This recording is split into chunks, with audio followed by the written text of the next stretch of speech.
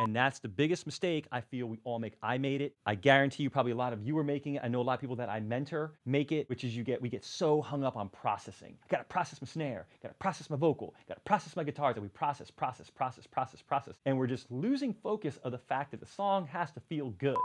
Okay, so let's get into the finish bus. We talked about the vibe bus, and the way I would think about it is if the vibe bus is where you can claim your isonic identity, then the finish bus is where you honor the record enough to dress it for the world. And the way I think about it is the console that I constructed here in the vibe bus, that's, Michael Brower sitting at his SSL or Andrew Sheps at his Neve or any iconic engineer, Vance Powell, it is, doing their thing. And then they got that mix and it's awesome. And then at the end, you see them turn to their couple special pieces of outboard gear that they put on and run the mix through before their final print that gives it just that final bit of record sheen. And just like the vibe bus, I'm going to walk you through everything I do for my finish bus. It is designed to kind of emulate in some ways the analog process, but also in my own quirky, modern, and out of order workflow. Not quirky, more like quirky. But let's listen to the raw and let's listen to the full vibe and finish bus and see what we notice. This one goes out to all the guys who gave me reasons to hold a grudge. I'll look you in the proverbial eye, say no thanks to you, I'm well adjusted. This one goes out to all the guys who gave me reasons to hold a grudge. I'll look you in the proverbial eye, say no thanks to you, I'm well adjusted. So those are totally level matched. And what's cool, right, is all the things that are fun about the raw one, the kind of energy, the kind of like compactness, it's still present in the vibe and finished one, except we're getting a little bit more definition. And as we're kind of like going through, we're also noticing is in the raw one, everything feels like it's just on top of each other. Like everybody's just kind of like jammed in and into like a phone booth. And the vibe bus and the finishing bus, it helps to spread it out. It puts that sheen on it, and it takes a lot of heavy lifting off the rest of the workflow. So now I can go through and decide how I want to set my parallels up, what in the song needs parallels, my drums, what type of drum parallels do I need? Do they need more density? Do they need more transient punch? My guitars, do they need a little bit more body? Do I need a little bit more weight? And I can hear that, make specific decisions, go through and already know that I'm hearing for the rest of it the finished product, as opposed to starting from the beginning, doing all this, then getting to a bus portion, like a mixed bus portion, putting things on that can start destructing, and then have to also worry about the sense of loudness. Am I loud enough? Or am I too loud? And now I'm like having to try to bring everything down. So what I would kind of consider the finishing bus to be is it's almost like running your speech through a poet. It just kind of takes what you're doing and just like classes it up a little bit. Think classy, you'll be classy.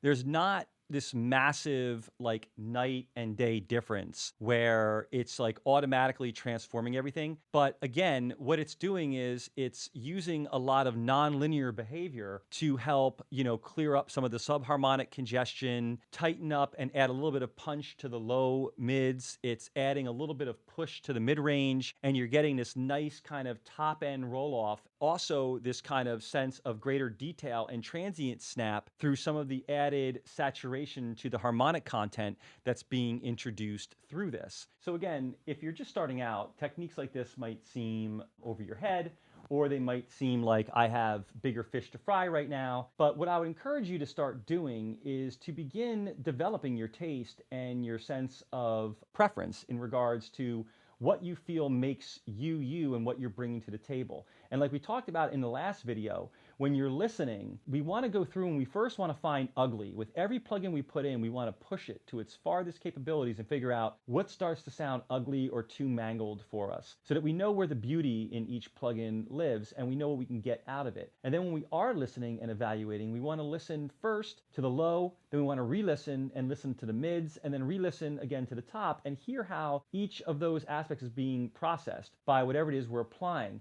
we don't want to try to listen all at once. It's too much. And it can easily lead to us missing things or just hearing louder and thinking, whoa, this just sounds better to me. And we often get tricked with louder being better. The next thing is we want to listen to different volumes. We want to go ahead and we want to crank it and we want to hear if we're getting that excitement, that transient punch. Are they really knocking when somebody turns this up? Is the low end all of a sudden exploding, becoming too much, or is it sitting just right? And then we wanted to listen really soft. That's easy to hear what the priority instruments are, what's really cutting through. If we do have any masking issues, and also if we are oversaturating anything, because I've always felt that listening really low is very easy to hear if we have too much crispiness on a vocal or top the snare drum, or if something's accidentally distorting or clipping in a way that we don't like. So for the past year, I've been working with this Vibe bus and Finish bus. I've really loved it. I felt that it's really helped me put out absolutely my best work to date. I wanted to share this concept with you, not as a template or a copy and paste type thing, but rather as a conversation starter for you to look at the way your final buses work and ask, if you were building your own console, what would you put in your console, and not just blindly plugging in somebody else's console emulator and calling it a day, but actually listening and developing a sense of taste and sensibilities. So with the Finish bus, first thing I have applied is the Soothe. Now for me, the Soothe, I have it set to soften digital tops, and I kind of tweak these a little bit, and I bring this down to 80, sometimes 75, depends. Sometimes I might keep it off altogether if I feel that my mix isn't aggressive enough, or that this might be doing its job too well. But essentially, the Soothe is giving me three things that I felt were kind of present in typical analog, workflows, which was you'd have some tape roll off of the tops. You'd hear stories about engineers sometimes riding a high shelf during a print of a mix in order to tame certain things that might be unruly in certain parts or kind of goose them up a little bit. And then you'd also hear about, like for example, the 902 de-esser. So this gives me a little bit of built-in de-essing and also some top end taming. So again, when we're talking about the fact that before I even touch an individual channel, hearing the mix through this, I might not have to go and de-ess as harshly as I would if none of this existed. Again, these are all, as you probably saw from the Vibe bus, these are all designed to be micro moves. That's the goal and the name of the game here. It's just a slight tightening and shaping of all these things that then, has us applying less processing down the road and has us focusing more on the song than the processing. And that's the biggest mistake I feel we all make. I made it. I guarantee you probably a lot of you are making it. I know a lot of people that I mentor make it, which is we get so hung up on processing. I gotta process my snare, gotta process my vocal, gotta process my guitars, that we process. And we're just losing focus of the fact that the song has to feel good. We have to be making this thing flow like a movie. It'd be like a director of a movie being so hyper-focused on the cinematography that he's just losing focus of is the emotion coming through? Is the story coming through? Are these cuts that are coming together really helping to shape the tale? And we get so hyper-focused with that because 99% of what's on YouTube right now is teaching us that we're failing because of processing. We're not failing because of processing. We're failing because we're having a hard time keeping our eye on the prize. And the prize is the song. Bring the song to life. And we do that by holding it together instead of just ripping it apart with all this massive amounts of individual processing. So enough talk. This one goes out to all the guys who gave me reasons to hold a grudge. I'll look you in the proverbial eye, say no thanks to you, I'm well adjusted. To anybody who hurt me, but not quite badly enough for your own verse and chorus. Now we're all here together so you can be friends and talk about, I don't know, fishing? I'm not petty and you're not Tom Petty, but I wish you were free falling out. So when I flicked on the Delta, it made it kind of easy to hear what we were getting removed there, which is some of the ugliness, right? Like the word I would use is sheen. The second we kicked Soothe on, it started to sound more polished. And I think sometimes that's what we consider sounding like a record. Now, the next thing, this is me using a modern toy, again, to create modern results. I like fusing old school concepts with modern technology. So where on my Vibe bus, my Pultec was my tone sculptor, not my problem solver, this Ozone right here is my problem solver. And what it is I put it in mid-side mode. And I have the ability to work between any sort of mid-type EQ I want or any type of side. Now, for the side EQs, what I like to do, and I'll take this off bypass, is I love actually boosting a little bit of 600 in my sides. It gives a little bit of weight to kind of like, I always felt 800's the bottom of the mid-range, but like 600 in the sides, to my ear, it usually sounds kind of nice and I like it. And I give a little bit of lift to my sides. This is kind of just like where I start. And then in my mids, I give a little bit of mid-range bump because I mix a lot of aggressive, not super heavy music, but music that's very forward, like this song. I wouldn't call this aggressive, but I call it forward. And I usually need the vocal to feel nice and forward, or anything that's down the middle to feel nice and forward. And sometimes I'll roll a little bit, just a little bit of top off, because I know where my cymbals are panned and my guitars usually, so there's not a ton up here that I want. This one goes out to all the guys who gave me reasons to hold a grudge. I'll look you in the proverbial eye, say no thanks to you, I'm well adjusted. To anybody who hurt me, but not quite badly enough for your own verse and chorus. Now we're all here together so you can be friends and talk about. What's nice about this is a little bit of the subtle space and width you get in the sides. And then, I don't know if you caught, but the vocal came a little more forward. Remember how we talked about that line between our speakers and where certain frequencies can help things sit? So just a little bit of a 1K bump helps that vocal with a little bit more presence. Next is the Satin, which emulates, for me, the printing, the final print, so the master print to tape. I kind of have use the Vintage Master preset as my starter, but I actually put the encoding on, which this model's the Dolby, so I have the encoder and decoder on. If you only have one of these on, it'll radically change the sound that you're hearing. So I have it encoding and decoding. I also bring the hiss down to a point in the track where it serves as a little bit of glue, but when it's quiet or when I don't have the track playing, I'm not actually physically hearing the hiss. So let's hear what we're getting. This one goes out to all the guys who gave me reasons to hold a grudge. I'll look you in the proverbial eye, say no thanks to you, I'm well adjusted. To anybody who hurt me, but not quite badly enough. Much more punch in the low end and a little bit more kind of sizzliness and punch in the cymbal region, like the top of the snare and the cymbals. That's what we're kind of getting here. But again, also something that makes it feel a little more finished, like we're putting a nice varnish over what's going on. If we want to think of the vibe bus as the paint, then the finish bus is the shellac. Would that be what it goes over, shellac? Whatever it is that you would use to seal in your paint.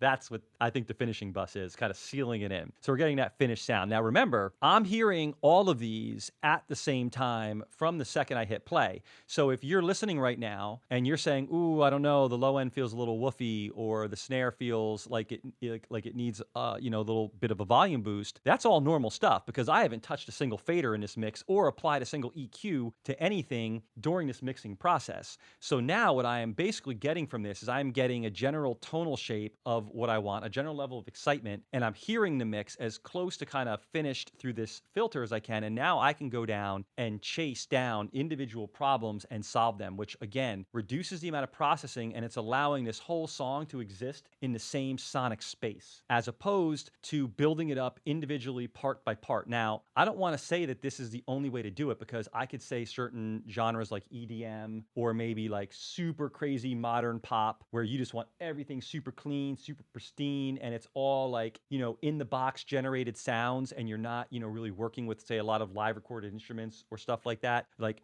you might just want to go, bottom up, because a lot of that stuff is already kind of dialed in, and you might not want to extra vibe, especially if you were the producer and you were like taking all this time to like get the right amount of compression, the right amount of saturation, the right amount of whatever on your sounds, like, and then running it into all this, you might now push it past that point. That's why I'm saying there's no end all and be all, but rather I do like when the music I'm working on is existing in the same room. It helps me to really bring it to life and understand, what decisions I can make that really impact the overall thing. I'm listening the whole time to everything and gelling everything and saying what needs to be done for this song to feel complete, to feel together. Okay, enough. It's been 84 years. If that was our final, say, print, this is where I would then no longer essentially be following the typical analog workflow, but now creating my own kind of finishing process, because now I have my mastering EQ, and I love this guy, this Q.632 by Kush. Now, if you're looking at this might seem like absolutely bananas to you, and it kind of seems absolutely bananas to me. And if I was redoing it today, I'd be doing it totally different. But the reason that this was formed like this was because when I was sitting down, like I told you, and evaluating a lot of my mixes about a year ago, and I was referencing it against certain mixes that I really love. I had this EQ open and was tweaking my mix and all these curves to see how close I could get it to land. And I realized that these were a lot of the areas that I was under frequencying, would that be the right word, or underutilizing frequency-wise, or whatever it might be. So it kind of created this weird thing, but it is in balance in terms of volume. Essentially, what I probably did was like a reverse Pultec thing here, where this is really pushing everything up and only kind of pulling down a handful of frequencies. It essentially, for me, I could probably rework it today, but I'm of the adage, it works for me right now. I understand it. It works for my workflow. It doesn't need to work for anybody else because nobody else is using this the way I am. My advice to you would be, when we're in the realm now of mastering EQs, which I would consider this, when you're actually making moves here, a little bit goes a very, very, very, very, very long way. A 2 to 4 to 6 dB boost on a snare drum, a 6 dB boost on a mastering EQ on your overall mix, those are night and day in terms of how they feel in regards to transparency and naturalness. So I usually like to start, if I'm pushing things over a dB, I'm being kind of aggressive. And this right here, as you can see, most of these, again, we can kind of ignore these two because they kind of cancel each other out in a lot of ways. Here, I am just over it, and it's because I am light, and it is because I also now don't really need to go back and do a whole heck of a lot to the rest of the mix. This one goes out to all the guys who gave me reasons to hold a grudge. I'll look you in the proverbial eye, say no thanks to you, I'm well adjusted. To anybody who hurt me. Now, to me, this is the most night and day. This now felt like you popped on, like you took the Windex and you kind of scrubbed the blurry window, and boom, like now you're just seeing this nice clear image. Easiest one to tell about the sense of finishing and polish. Listen to the kick drum and imagine the beater of the kick drum, right? So up until this point, we were getting some nice punch from the kick and everything else. But now listen for the definition, that snap that you're gonna hear. This one goes out to all the guys who gave me reasons to hold a grudge. I'll look you in the proverbial eye, say no thanks to you, I'm well adjusted. To anybody who hurt me, but not quite badly enough for your own verse and chorus. Now we're all here to. So I think that that's pretty awesome. And again, from the second I hit play and I'm working on my, structuring my mix and labeling things, I'm hearing it through all this. We're tacking it on one at a time. And that to me is, a very, very valuable piece, because now, like, for example, if we didn't have that on, we'd be going down and putting a bunch of snap in the kick drum. And then if I pop that on later, like if it's like, oh, time to do my master bus now I'm going to have an overly clicky kick or things like that. Next, I have the God Particle. And essentially, this is Jason Joshua's mix bus, right? It's a plugin that he put together to comprise like a whole series of things that he had on his bus that he liked to listen to. And what I'm using this for is I'm not using it for the limiter. I don't really get much limiting. I keep the limiter on because I'll use it for some gain. But essentially, I use it for some stereo widening, some of the depth it brings, and then also because of how I have my mix set up. I do like this area right here because it gives me an idea of where I'm at in terms of hitting the mix I want in terms of the low, mid, and high. That gives me a good idea of where I do need to go down in the mix to address any issues. This one goes out to all the guys who gave me reasons to hold a grudge. I'll look you in the proverbial eye, say no thanks to you, I'm well adjusted. To anybody who hurt me, but not quite badly enough for your. So you can hear now at this point in time, we're getting closer and closer and closer to finished. Like it's sounding finished, but yet we haven't done anything to the mix. I mean, here's drum collectors, right? Nothing. Vocals, this was put on when the singer was tracking. Guitars, absolutely nothing. And then we a little bit of EQ on the overheads, so nothing, right? Like think about this. No real plugins. We're already getting close to what sounds like a finished record. So after that, this would be almost like my return to form for the analog process. Because if we were thinking about being outside now, right? Like the vibe bus was our console, and then the finishing bus is us as a mix engineer sending it out to our super secret pieces of gear that we have in our road cases that we bring with us when we're going from studio to studio, And now we're sending it back in to print off the tape machine or whatever it is. This is our conversion sound again. So we're kind of using the Goldclip to emulate the Lavry, and I have it all to the classic, and I'm not going to go hard in, but this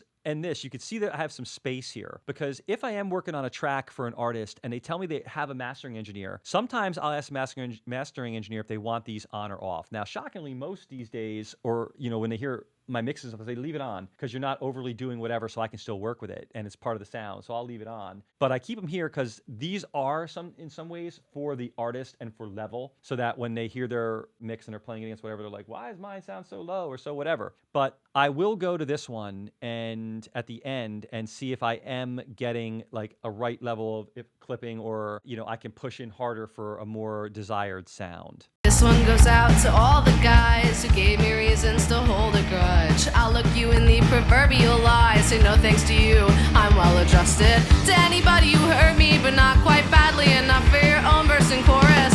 Now we're all here together so you can be friends and talk about, I don't know, fishing? For me, it's like the converter emulator. It's like helping to tame some peaks, add some density, and give that kind of mastered loudness feel to it. Again, you could see that I wasn't really even driving into it. And then there's nothing to discuss with the L2. The L2 is just my ceiling. It's just to make sure I don't blow anybody's speakers up. And if the whole mix is a little low and I need to bring it up, that's what this is for. But this is easy to put on, put off. One other little kind of special thing that I do is I keep this SPL Vitalizer on. And I had the stereo expander set kind of just low and a little bit of output gain. And what I'll do is I will have it automated to the master bypass. I'll keep it on bypass, and then say, for example, on a section of a song that I want a little bit more kind of width or excitement to go on. And I would advise, if you're doing this, one, don't get crazy with the expander part, because that can make things get really kind of funky and phasey on you. And I always check it in mono, because in mono, what I'll notice is if I have this thing doing something kind of wild or not ideal, I'll actually hear the level drop in mono a little bit, as opposed to kind of lift or stay the same. And that to me is a warning that maybe I'm overdoing it with this guy. As we talked about, right? Like, you have to imagine the Beatles were sitting here today with Pro Tools. They'd be using automation. Like, automation is like one of the final frontiers right now with what we have to really be able to expand and push things to a whole new level. So I could sit here, and before I even get into mixing, and say, I just want to tone shape this song, I'm going to volume automate my chorus. I'm going to kick this Vitalizer on in a couple key spots to add a little energy. Take this BX saturator and, tighten the feel of the verses, and then expand these, and can do all these things before I even start moving down the line, and create a shape and a way that the music is breathing just off these plugins right here. So let's take a listen. Goes out to all the guys who gave me reasons to hold a grudge. I'll look you in the proverbial eye, say no thanks to you, I'm well adjusted. To anybody who hurt me, but not quite badly enough for your own verse and chorus.